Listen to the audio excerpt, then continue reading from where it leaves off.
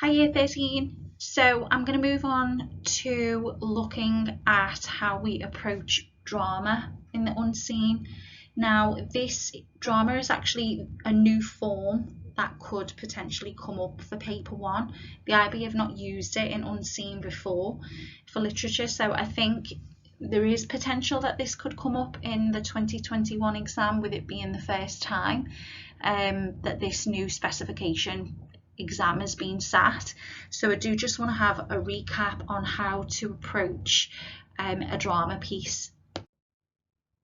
So just before we do that, breaking down the paper a little bit, the last video we looked at the requirements of the paper, how many questions, the marking criteria. So now if we break down the paper's 2 hours and 15 minutes and you need to respond to 2 extracts, which we knew anyway. So I just want to look at this. So if we literally split that in half, for each question, I would recommend that you have 15 minutes to read and annotate the piece. And what I would recommend is that you read it all the way through first before annotating it. Then 5 minutes to plan your response and 50 minutes to actually write your response. In further coming videos, I will talk a little bit more about planning, because planning is really important to create a coherent argument. But just for the time being, if we just look at how you would break that down, it's a little top tip. I would say timing is just as important as skill set and what you write. So it is worth making a note of those things. So let's have a look then at how to approach unseen drama. Same as with prose and same as with all potential forms of literature that you could get for paper 1. I've broken it down into a step-by-step process. Much easier to do that, helps you stay calm, builds your confidence. Great starting point, as with the prose text, is that you should just read through the extract and simply figure out what's going on quite simply, who is there and what's actually happening. So that's a really, same as before, really simple building block. Once you've figured out what's happening and who's there, you can start to consider the tone. And an easy way to discover the tone of the piece is simply jot down some words as to how it made you feel when you were reading it. Were you happy? Were you sad? Were you angry? Things of that nature. It doesn't have to be too complex. It can just be your personal response to the piece. Usually it's quite easy to feel it out in that way. Once you've done that with the tone, you can then start to think of the themes that are coming out of it. Anything in particular that you're starting to notice in relation to the tone as well. Now, the next step is to consider the characters, and that will tie in nicely with the first step. So you should have already touched upon the who is present, which gets you thinking about the characters. But characters are especially important within drama because we may not have as much descriptive detail as we do in prose. You might just have characters on stage in a drama piece with heavy dialogue. So we've got to really be considering those characters through that dialogue. So who are they? What do they seem to be like? What's their relationship to other characters, and how do they actually impact the other characters? Then you can move on to structure and consider the dialogue of the structure. To consider structure, you need to consider the dialogue throughout the extract.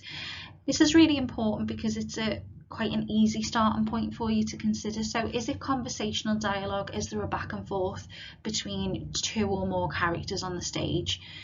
Does it appear to be heavy with monologues? Is there a dramatic monologue, soliloquy? What does that show? This is really important to consider, and you do need to make sure that you are looking specifically at dramatic conventions. It's not just going to be enough to consider various techniques that we would consider if we were looking at prose or things of that nature. We need to make sure that we're being specific to a drama piece. So within the dialogue, once you start looking at it, what actually is the structure of that dialogue? So is one character speaking, Streetcar Named Desire is a great example of this. Is one character speaking in very compound, complex sentences? Is one speaking in monosyllabic imperatives? Those types of things are really important to consider in the dialogue. Is the dialogue equal in length? Does one character have more dialogue than the other? What might that show? They're important things to consider. And then moving on to consider what role the stage directions play in the piece. Do they actually give more detail than the dialogue, or is everything actually just conveyed through the characters and their dialogue? How much would they impact the person playing the character or directing the play? Now, this isn't necessarily something you would write into your response, but it's something to consider.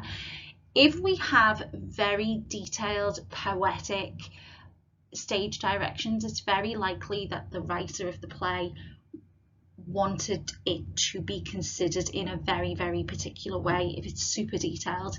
If it's a little bit more ambiguous, a little bit more vague, it doesn't mean the director is hemmed in. So thinking about the authorial motivations there, it could be that this was meant to be a universal message, so the stage directions are not particularly rigid. So that's something to really consider.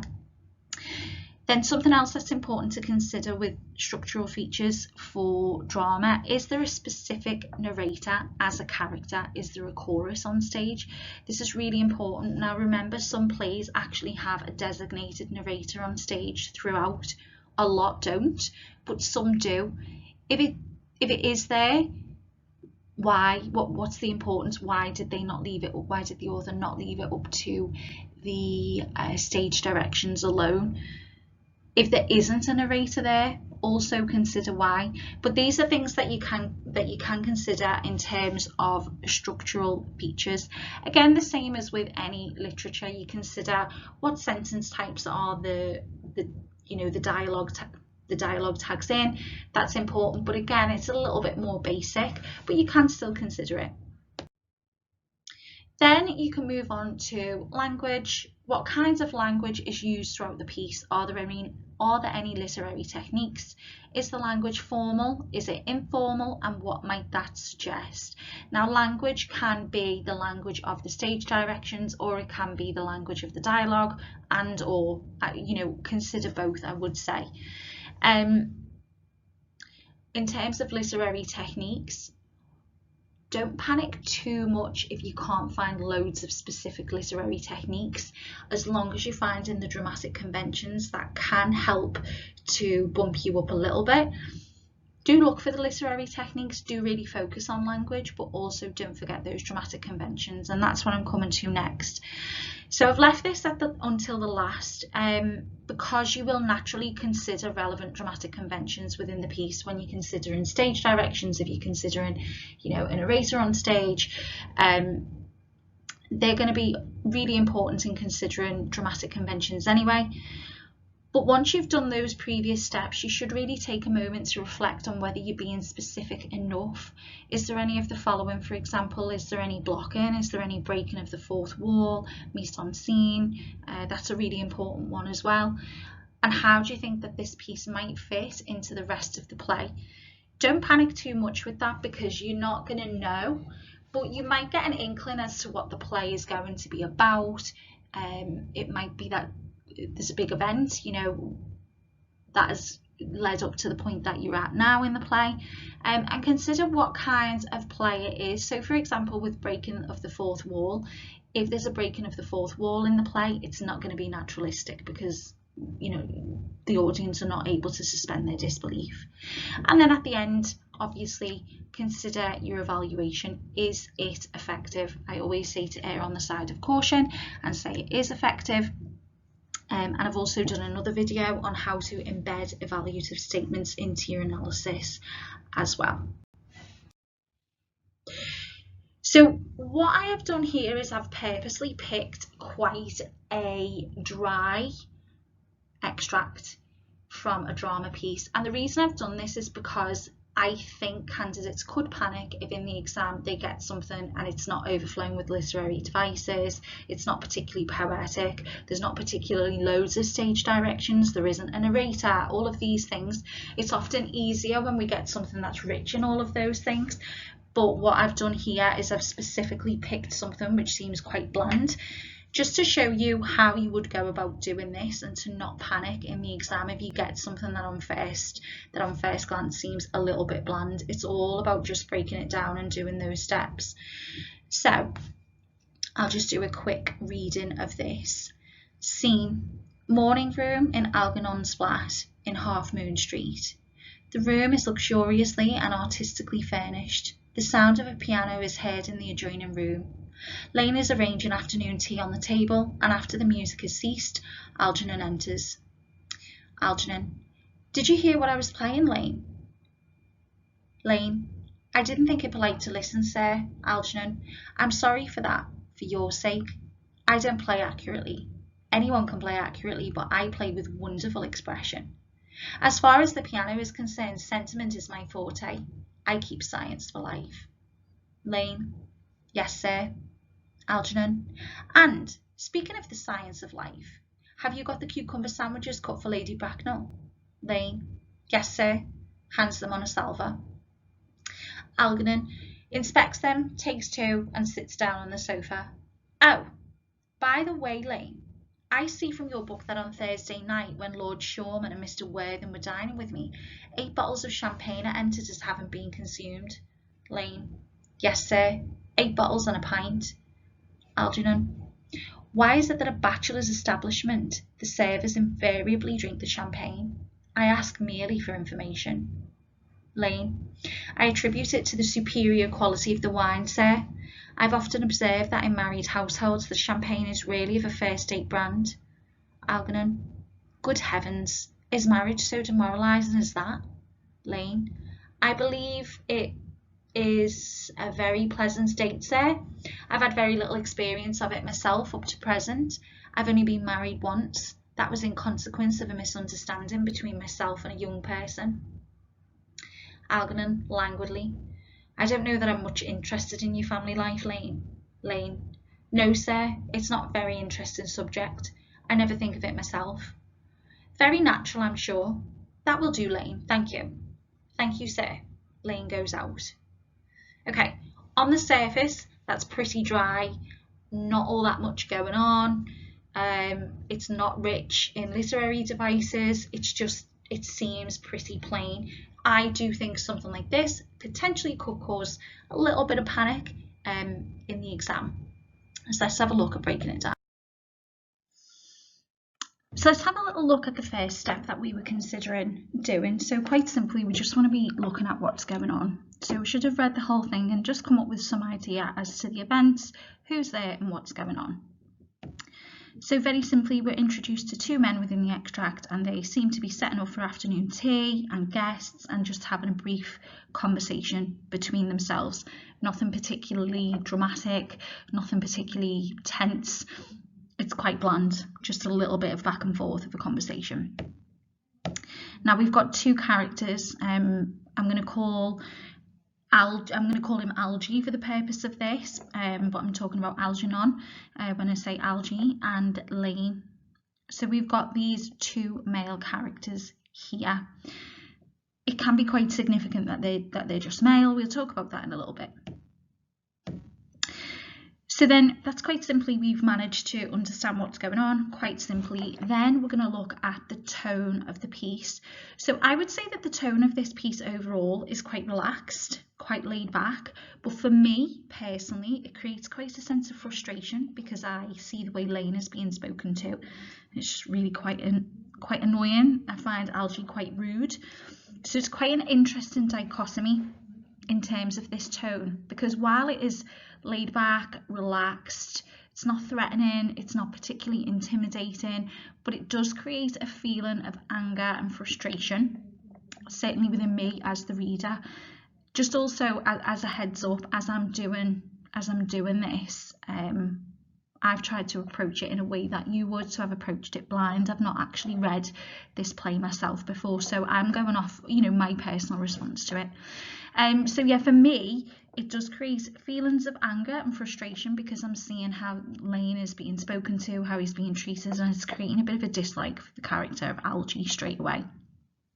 So I would say, looking at this just from what I've read so far, I would say I see themes of class, wealth, and status. Now they can all be fairly synonymous with one another, but there can be certain divides which we will have a look at.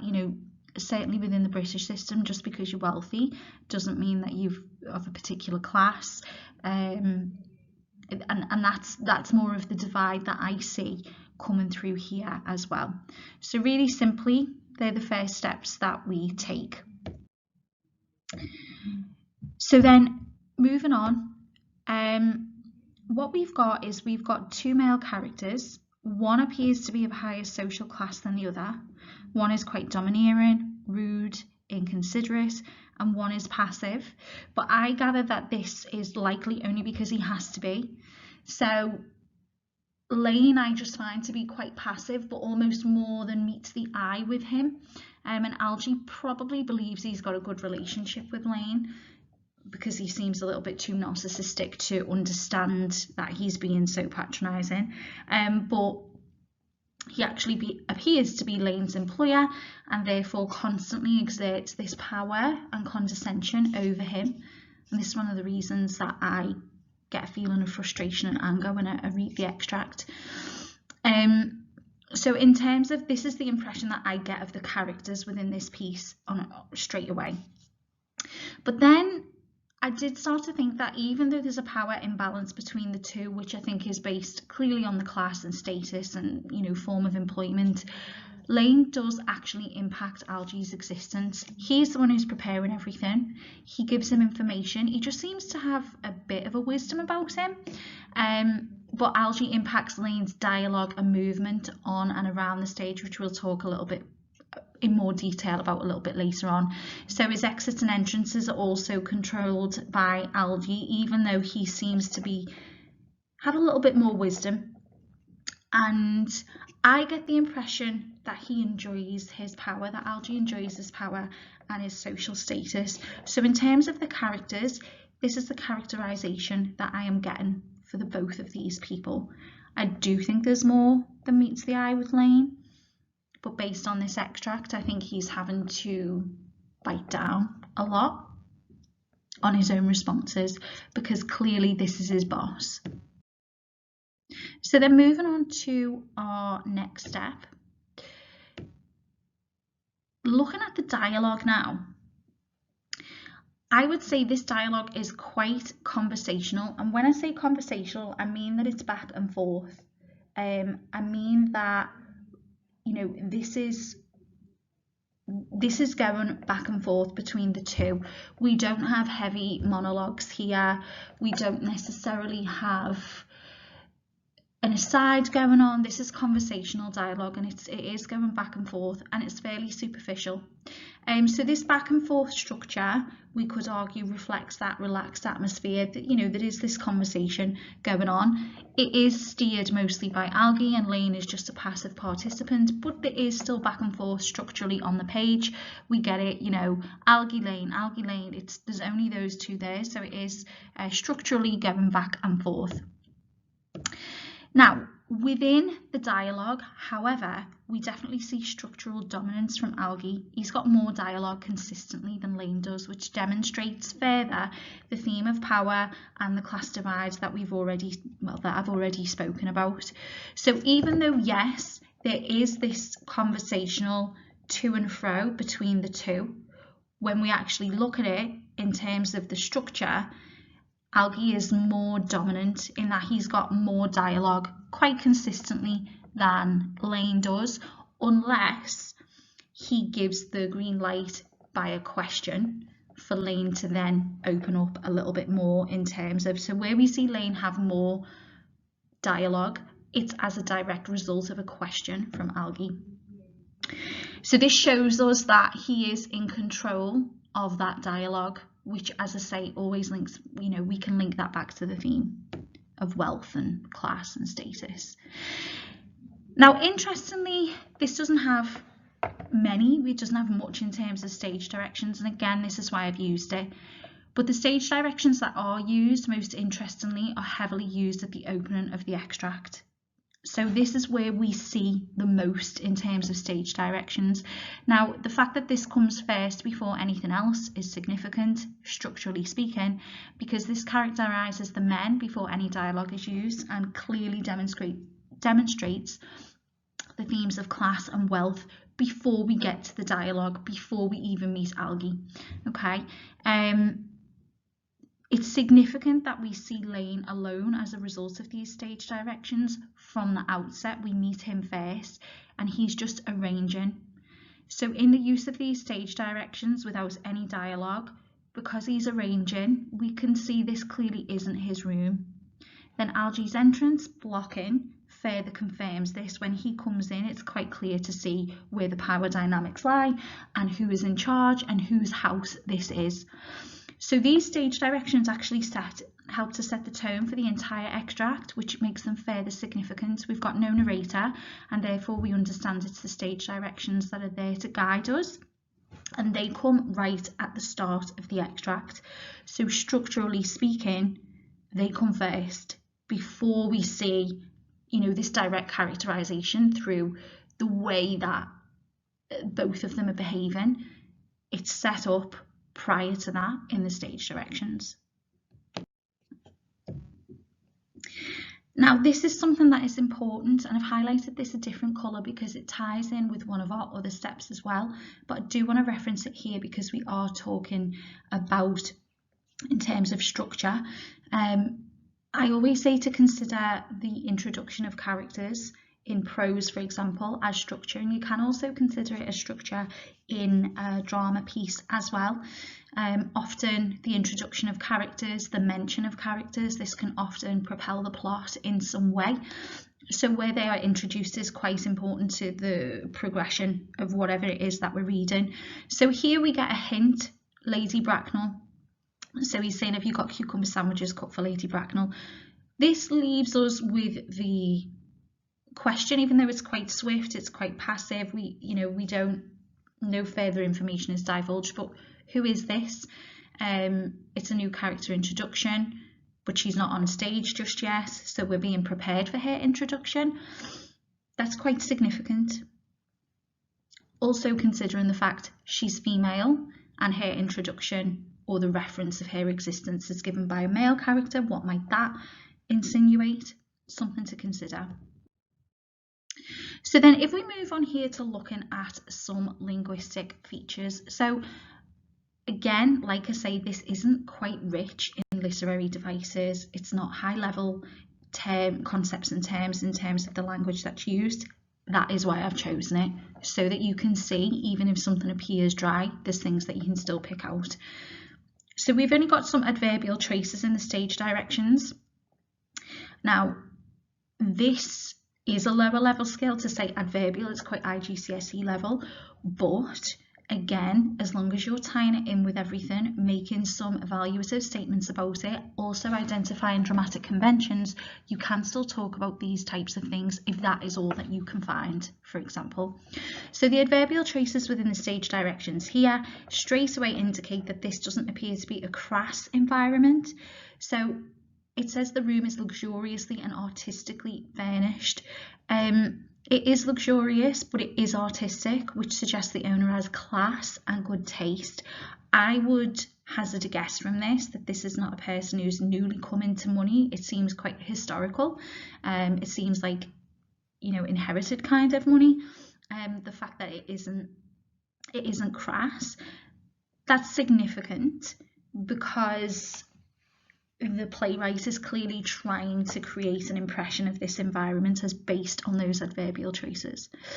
Then if we look at Lane's language, so looking at formality and informality of language, Lane's language within his dialogue is quite reserved, but he does give us hints that he's got more wisdom than he offers. He's rich in experience of dealing with the upper class and learns this through his observations of them.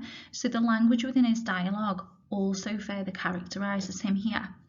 So there does appear to be a little bit more to him than meets the eye, and he interestingly alerts us that there's more to marriage than meets the eye as well. Now, Algie's dialogue at times is a little more poetic, so he says things, I play with wonderful expression, the science of life, whereas Lane's is formal and quite bland. He doesn't speak in the same way. Again, this can reference the relationship between the two, but it can also reference the fact that there's just a little bit more to Lane than we might first consider. Now, building on this character of Algie, like he is rude, he is overpowering, he does seem to enjoy his class and his wealth and his status. And then if we look at the language within his stage directions, and this is obviously going to be controlling the way his character is depicted to the audience, when Lane hands things over to him, he inspects them. So that language there, the verb trace, reinforces his dominance and position and power over Lane. It's not intimidating, therefore, you know, it doesn't create an intimidating tone throughout the piece, but it's always there. It's quite low ebbing, steadily working away, just to show his own superiority, so to speak. You know, and look at the way he speaks to him, where he says, "I'm sorry for that, for your sake. As far as the piano is concerned, sentiment is my forte. I keep science for life." He's just, in his dialogue, the language that's used, there's such an air of condescension all the time. Then again, just going back to this formality and informality between them, the language is relatively formal between the two, but it is more relaxed on Algie's side than it is Lane's. Lane addresses him as Sir repeatedly, whereas Algie addresses him as Lane. So through this implementation of language, we can see a classic master-butler relationship here. Again, the language that is used reflects the power dynamic between these two characters. If we also look a little bit further, we've got the reference to other characters. So we've already had Lady Bracknell, but then we start to get Lord Shawman and Mr. Worthing. So we've got lords and ladies coming to this house. Clearly, this is an important person, so to speak, in terms of the class system, and we see that through language, the use of these titles of people as well. And this all helps set the scene, set the tone, and sets the themes of the piece. Okay. Now, looking at dramatic conventions in particular, mise-en-scène is used quite consistently throughout this piece. We've got props used, so we've got the silver platter, which is essentially only used in formal situations. It says salver, but the salver is essentially a silver platter.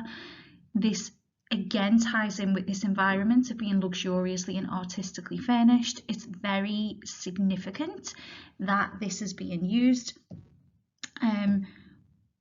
Now, blocking is strategically used to symbolise power and the power dynamic. I did talk about this before, but it can be of a great symbolic wider representation of the control of the upper classes and the control that they wielded over those beneath them during the period.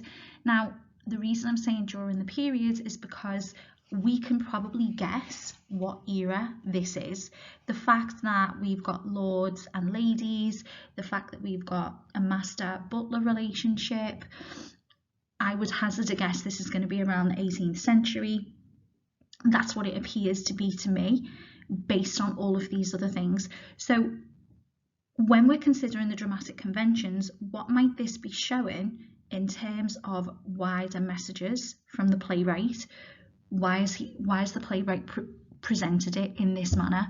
So, as I said before, all of Lane's movements on stage are controlled by his boss, by his master.